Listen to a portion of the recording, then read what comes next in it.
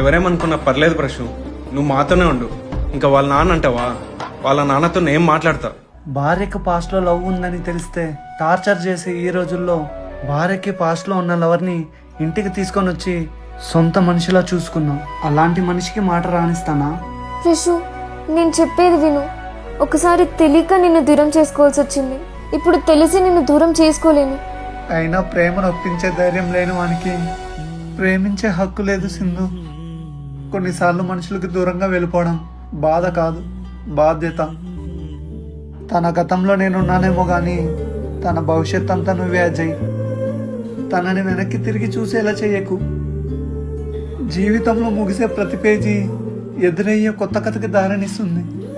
చూద్దాం నా కథ ఎటు వెళ్తుందో. రిషు,